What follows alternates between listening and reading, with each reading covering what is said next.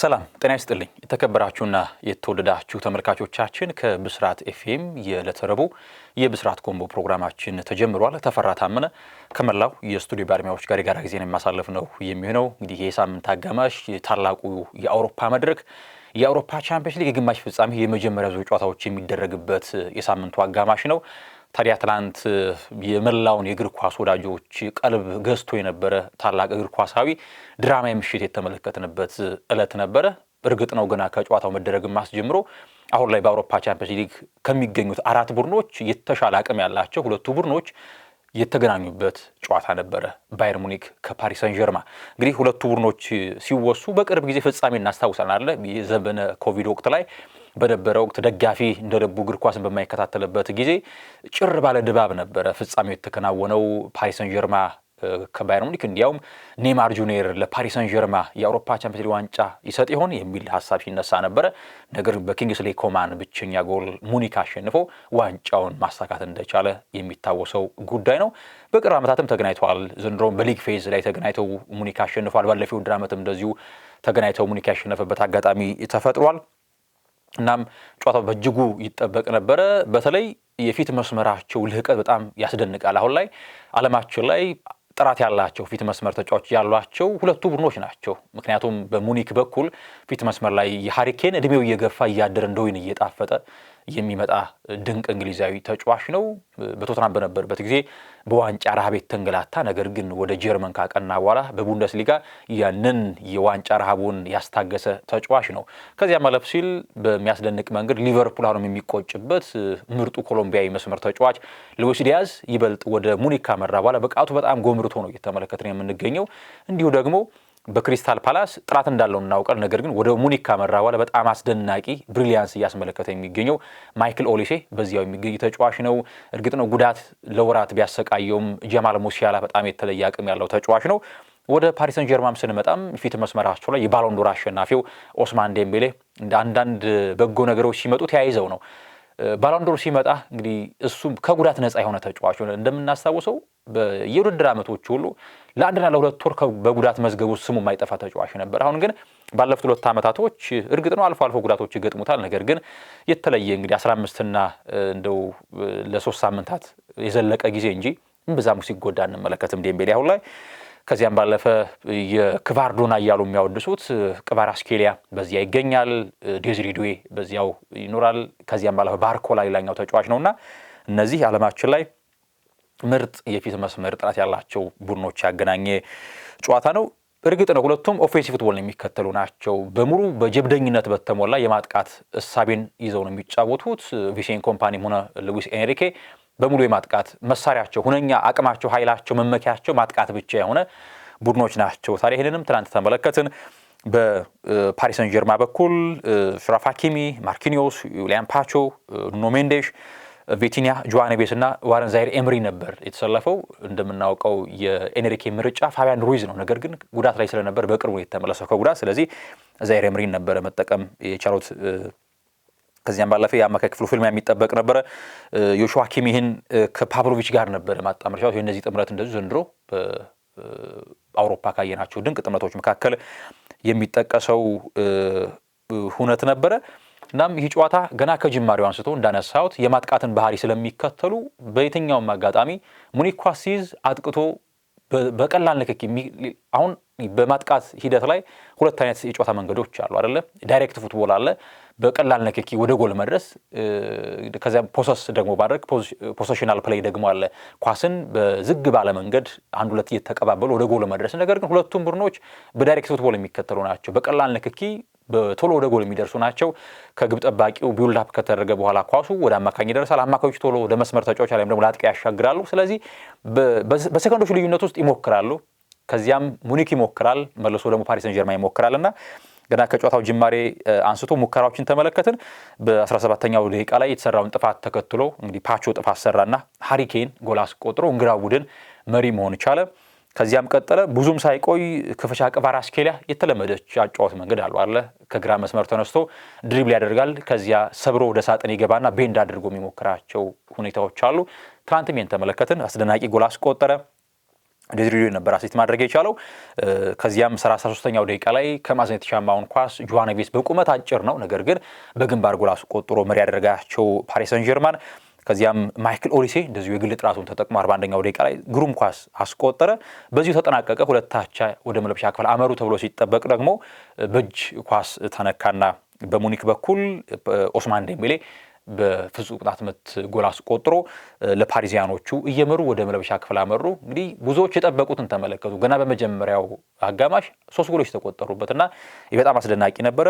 ከረፍት መልስም የትኛውን ቡድን በተወሰነ መንገድ በሚድ ብሎክ አሊያም ደግሞ ጥንቃቄን መርጦ ጌሙን ማኔጅ አድርጌ ልጫወት ብሎ ያሰበ ቡድን አልነበረም። በማጥቃት ሂደት ነው የዘለቁት። ክቪቻ ክቫራትስኬሊያ በድጋሚ በጣም ግሩም ጎል አስቆጠረና መሪነቱን አስቀጠለ ወደ 4-2። ከዚያም እንዴት ባለ መንገድ ሙኒክ ጨዋታውን ይቆጣጠራል፣ ወደ ጎል አስቆጣሪነት ውጤቱን ያጠባል ተብሎ ሲጠበቅ ድጋሚ ኦስማን ዴምቤሌ የግል ጥራቱን ተጠቅሞ ጎል አስቆጠረ። 5-2 መሆን ቻለ።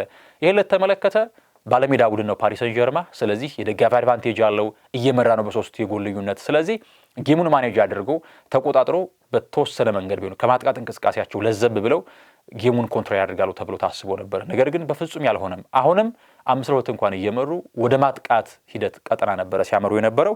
ነገር ግን ተቀጥተዋል። ዳዮት ኦፓሜካኖ በግንባር አስቆጠረ።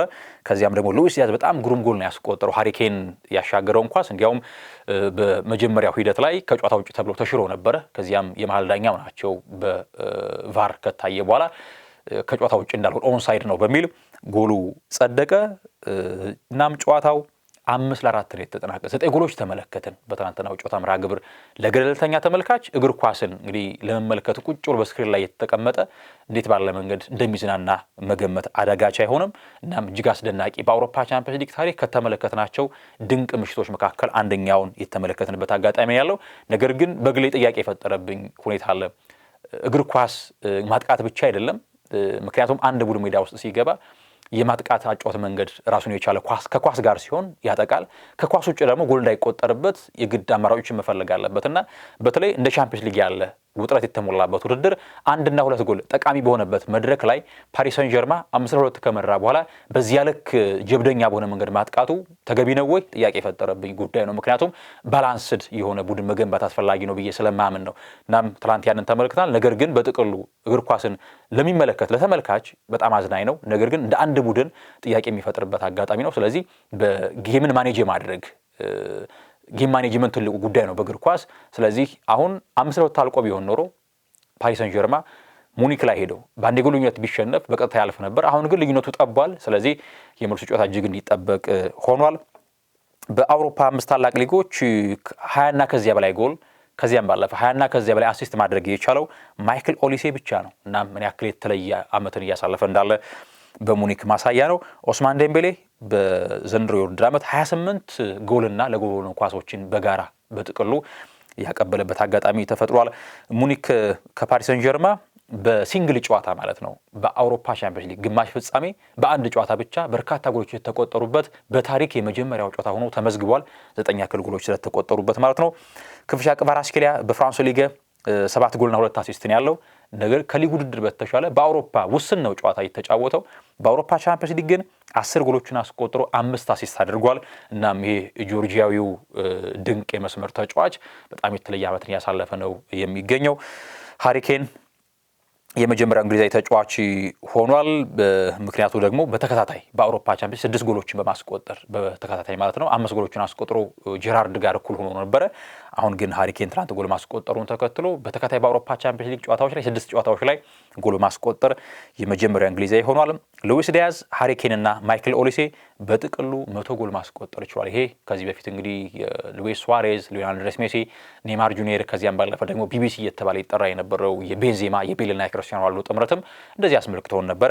አሁን ታዲያ ሉዊስ ዲያዝ፣ ሃሪኬንና ማይክል ኦሊሴ በድምሩ ኮምባይን ሆኖ ማለት ነው 100 ጎል ላይ መድረስ ችሏል። ቪቲኒያ ከጨዋታው በኋላ አሁን ላይ እረፍት እናደርጋለን እና ለቀጣይ ጨዋታ ደግሞ እንዘጋጃለን ሲል ሀሳቡን ሰጥቷል። ሉዊስ ኤንሪኬም አሁን በቀጣይ በአሊያንዝ አሬና ምን ያክል ጎል ብናስቆጥር እናልፋለን የሚለውን ከኮቺንግ ስታፉ ጋር አውራበታለሁ ሲሉ ሀሳባቸውን ሰጥቷል። እናም ወደ ባየር ሙኒክ ግልጽ የሆነ ሀሳብን ይዘን እንጓዛለን፣ አጥቅተን ጨዋታውን ለማሸነፍ እንጫወታለን ሲሉ አሰልጣኝ ሉዊስ ኤንሪኬ ተናግሯል። ከዚያም ባለፈ ቪሴን ኮምፓኒ አልነበረም፣ በነገራችን ተችላዩ ላይ አልነበረም። በቅጣት ምክንያት ቡድኑን ሲመራ አልነበረም ትናንትና። ከጨዋታው በኋላ ሉዊስ ኤንሪኬ ለቪሴን ኮምፓኒ ጨዋታው እንዴት ተመለከትከው፣ እዛ ላይ ሆነ አዝናኝ ነበር ወይ ሲሉ እንግዲህ በፈገግታ ተሞልተው ሲያወሩት እንደነበር ስንመለከት ነው። ቪሴን ኮምፓኒ በሙኒክ ላይ በሚኖረው ጨዋታም ተመሳሳይ ጨዋታ ይኖራል ብዬ እጠብቃለሁ የሚል ሐሳቡን ሰጥቷል። 5-2 እንኳን እየተመራን በነበረበት ሰዓት ተጫዋቾች ሁሉ ነገር ሰጥቷል የሚል ሐሳብ እንደዚሁ ሰጥቷል። ስለዚህ በአሊያንዝ አሬና በቀጣይ ሳምንት ለተረቡ የሚከናወነው የመልስ ጨዋታ በእጅጉ ይጠበቃል። የጎል ልዩነቱ 1 ብቻ ነው። ስለዚህ የትኛው ቡድን ያልፋል የሚለው አሁን በግልጽ አልታወቀም። ምክንያቱም ሙኒክም በሜዳው በተለይ በጣም ጠንካራ ቡድን ነው። ስለዚህ ባየር ሙኒክ ከፓሪስ ሰን ጀርማ ቀጣይ እንግዲህ በአሊያንዝ አሬና የሚደረገው ጨዋታ በእጅጉ ይጠበቃል። ዛሬም ይቀጥልና የግማሽ ፍጻሜ ጨዋታ በዋንዳ ሜትሮፖሊታኖ አትሌቲኮ ማድሪድ ከአርሰናል ይጫወታሉ። እንግዲህ ብዙዎች በተለይ የሙኒክና የፓሪስ ሰን ጀርማ ጨዋታን ከተከታተሉ በኋላ ሁለቱ ቡድኖች ይበልጥ ዲያጎ ሲሞኔም ሆነ ማይክል አርቴታ በተለይ እርግጥ ነው ዲያጎ ሲሞኔ በቅርብ ዓመታት ባለፉት 2 እና 3 ዓመታት በተወሰነ መንገድ ቢሆን ለቀቅ ያለ ጨዋታን ይጫወታል።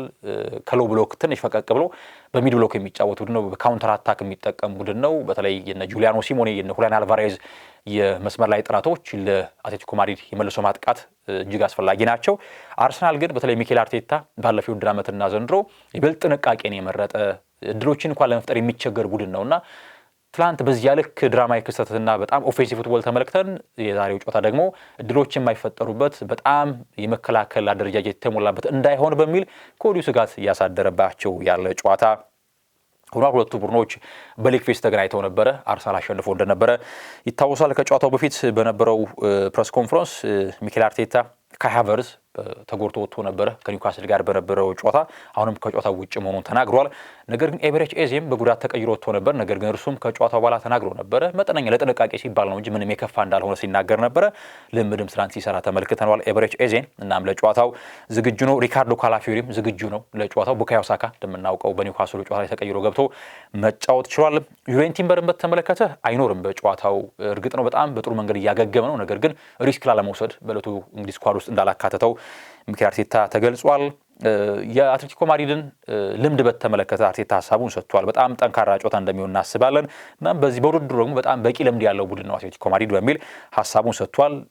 በሊግ ፌዝ አሸንፋችኋቸዋልና ስለዚህ ጉዳይስ ምን ትላለህ የሚል ሀሳብ ቀረበለት።